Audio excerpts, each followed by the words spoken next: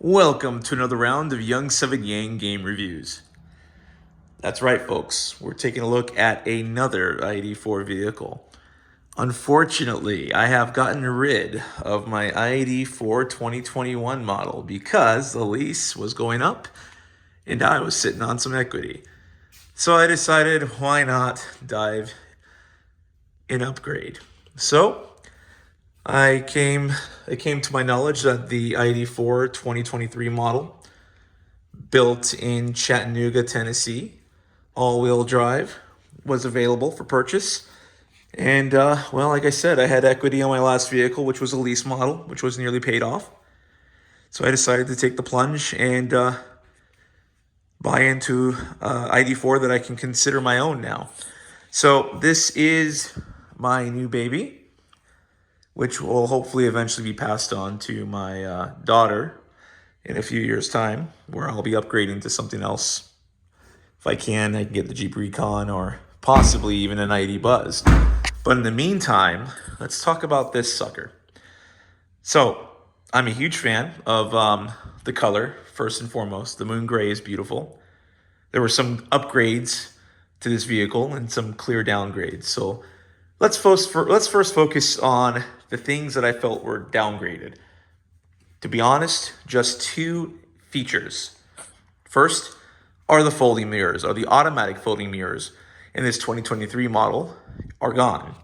In order to get the folding mirrors in the latest model, you have to get the fully equipped one, which is the Plus model. So these mirrors do not automatically fold. You've got to manually do it. Secondary, the mud lights are no longer present on this current vehicle. Little sad, but that's okay. Range. I've driven her for about a week now, and mixed driving, highway, road, mixed use of air conditioning unit, or should I say heater. I'm noticing the range on this particular variant is a bit better than the one I had. So on an 80% charge, I got roughly 200 miles, which I think is really good, all considered. The second downside, or the third downside, I should say, is it didn't come with a charger, which, okay, fine. A little bit annoyed by that, so I went ahead and purchased one for the vehicle, but the one that came with my prior vehicle is a level 1 charger. Honestly, never used it, but that's okay. So the charger I got with this one was the Shell Recharge. It's in the back of the car right now. See if I have room to actually open the back. I can show you guys.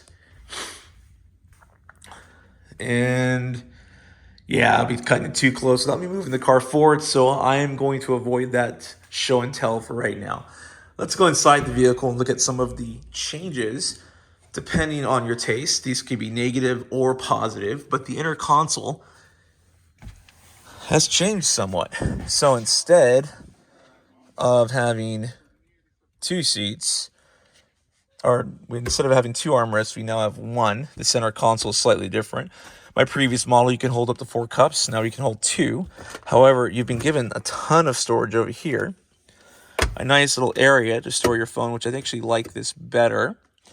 And everything else is pretty much identical from the last model. Cool thing about this one is it is fully upgraded.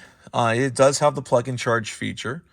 The all-wheel drive does allow for more drive modes on the road. Can't necessarily show that right now because the car is not turned on fully. What else we got here? The rear view mirror. This is actually upgradable to a camera system. A little bit on the pricey side, so I'm still debating whether or not to do it. That's about $1,500. But with that $1,500 upgrade, this will become a rear view mirror / camera, which I think is neat and would love to have. So again, I'm debating that cost. Having said that, it's pretty much the same vehicle as my last one, and that's not a bad thing. I actually really enjoyed my last ID4. The thing I didn't like about it was the lack of software updates, which is another reason I dived into this one. So this one is fully updated. The software is a lot smoother than before. Transition's a lot better, but there are some key differences between this generation of ID4 and the last one I had. Not going to go through all that today. But having said all that, it is a much sleeker looking version of the vehicle I previously had. and it's got 0 to 60 in roughly 5 to 5.5 seconds, which is nice. These seats, believe it or not, are a lot nicer than the previous ones. They're a lot more comfortable to sit inside of. So yeah, the version of the ID4 built in Chattanooga, Tennessee, I would say is a definite plus over the other vehicle. Like I said, the only part that is subjective would be the center console area here. This is different from the last model, and the Europeans, you get the double armrests on either person with a bunch of storage area and options to adjust that storage in the center. With the previous model, this model, it's kind of set for you. You can only put up to 2 cups inside as opposed to 4. That's the way I like to look at it. And you've got some additional storage here, which I've just showed you that, but I'll show you again. So key differences between this one and that one are as follows. Finally, let's go ahead and get out of the vehicle real quick. So first impressions of this one compared to my last one, I'm actually a lot happier with this one. I love the color. My wife's not a big fan of it, but I love the moon gray. When purchasing this vehicle, it came with a couple of things that are definitely necessary for when you do purchase an ID4.